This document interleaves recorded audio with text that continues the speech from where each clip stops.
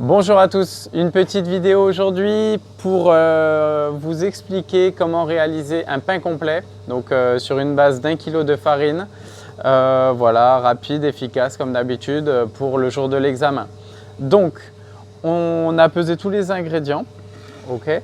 On va commencer par mettre l'eau dans notre batteur, donc là je vais partir sur 67%, ok. Donc j'ai réglé l'ATB qui me servira à avoir une température de pâte en fin de pétrissage située entre 23 et 24 degrés à peu près. Donc j'ai mis mon eau, je mets ma levure. La levure, je suis à 1%, donc 10 grammes par kilo. Le sel, toujours la même chose, c'est la norme, donc 1,8%, donc 18 grammes par kilo. Je vais mettre un petit peu de pâte fermentée. Alors là, je mets de la pâte fermentée. Donc c'est de la pâte de la veille qu'on garde et qui va nous apporter un peu de conservation, du goût, un peu plus de tenue, du volume aussi. Si je n'ai pas de pâte fermentée, je vais travailler sur un levain pâteux. Si j'ai pas de levain pâteux, pas de pailleuf, je mets rien dans ma pâte. Ok, mais c'est pas grave. Donc je mets ma PF, tout simple. Et pour la farine, donc on a une farine type 150 de blé. Donc c'est une farine qui va avoir beaucoup d'issus. Donc, qui dit issue dit son, et qui dit son dit forte hydratation. Donc là, je vais partir à une hydratation pour commencer à 67%, et après, on va voir si on bassine un petit peu. Donc, tous mes ingrédients sont dans ma cuve de batteur. Je prends mon crochet et comme d'habitude, je vais partir sur une base donc de 4 minutes en première vitesse et 6 minutes en deuxième vitesse. Allez, c'est parti!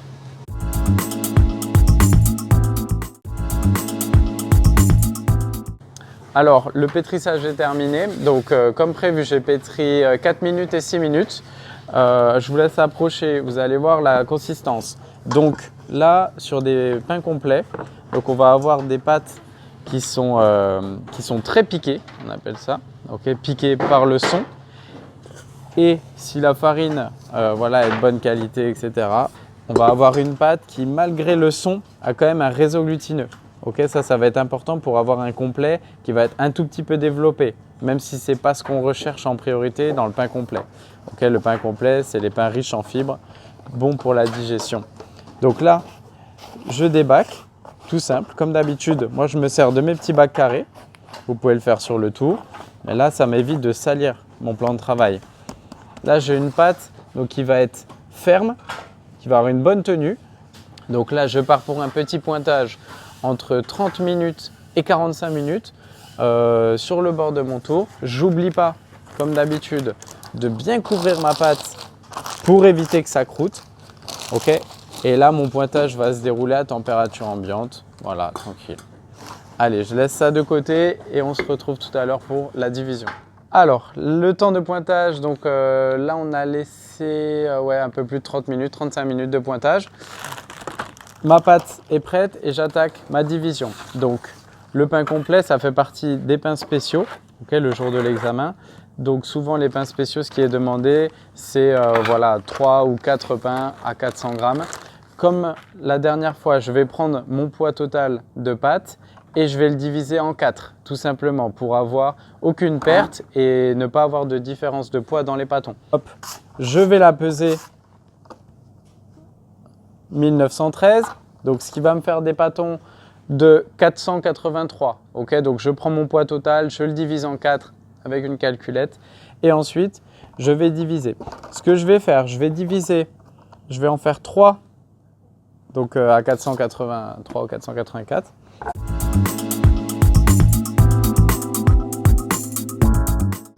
Pâton, je vais le diviser en 3, je vais faire une forme simple, type métaille. Vous allez voir, ça va être assez simple, donc je vais en faire 3 à 160. Et ces 3 boules vont me donner un pain.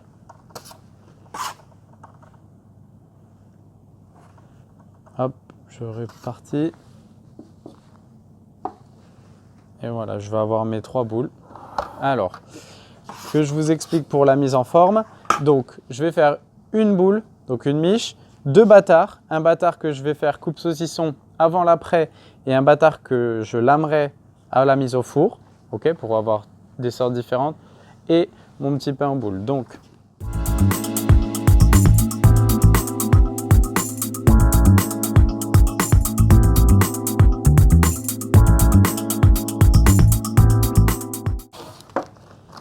comme je l'explique souvent, mon temps de détente, là mes 10 minutes, ça va me servir à préparer ma planche, ma couche et je vais attaquer mon façonnage en suivant.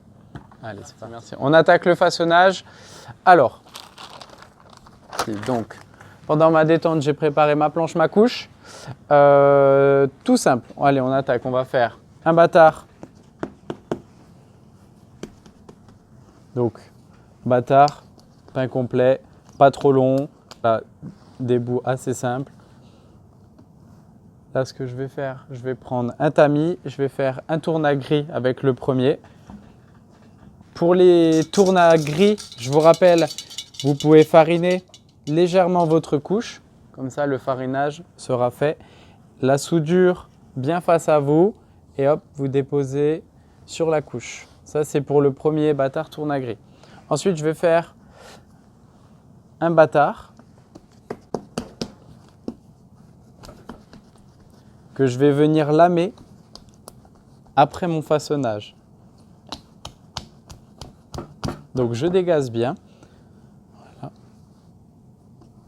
Juste, je vais venir mettre de la farine sur mon tour. Je vais fariner mon pâton.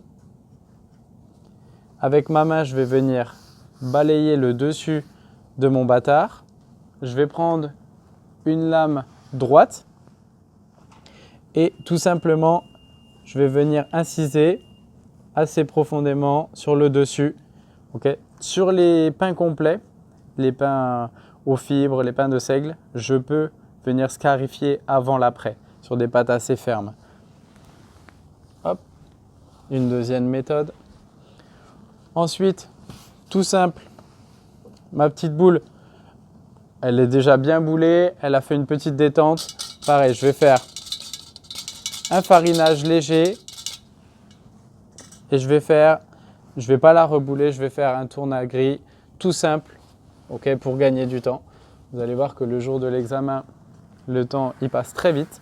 Et ensuite, mes 3 petites boules, je vais les rebouler un tout petit peu et je vais tout simplement venir les déposer les unes à côté des autres.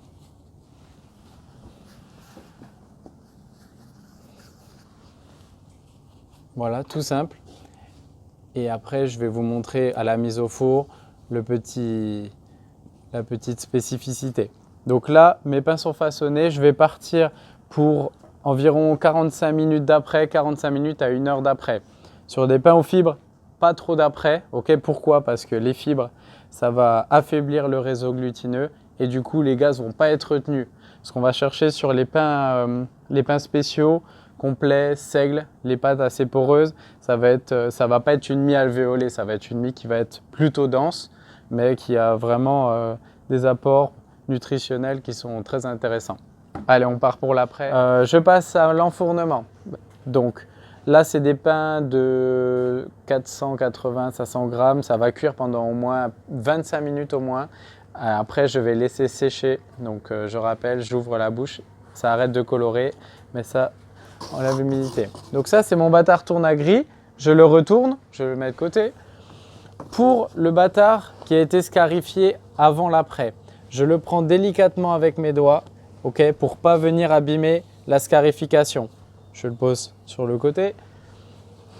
Pour ma miche, donc c'est une tourna gris, je la retourne, okay, tout simplement. Je vais la poser là, juste pose de côté. Concernant là, ma petite forme simple, je la déplace délicatement. Hop, je la mets de côté. Pour cette forme, okay, donc c'est une forme que je vais retrouver souvent dans le pain de seigle, pain de métail. Je vais mettre un petit peu de spray. Je vais prendre mon petit, c'est une genre de grille, okay, qu'on va retrouver souvent en boulangerie. Je tamise régulièrement, délicatement sur mon pain. Ok, je fais attention. Je prends ma grille, je soulève tout simplement. Alors, pour mon bâtard simple, ce que je vais faire 2 coups de lame. Ok, donc je viens inciser mon pain. Pour ma miche, souvent moi ce que je fais, comme en campagne, je vais faire une croix bien faite. Pour mon petit, je vais juste venir inciser au niveau de mon pochoir, tout simple. Et voilà, là ça vous fait 4 façons de travailler différentes. Concernant la mise au four, je rappelle, très important, ça va être une mise de buée,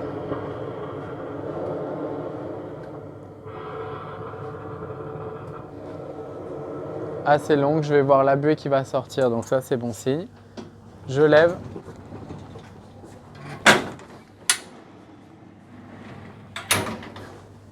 Hop.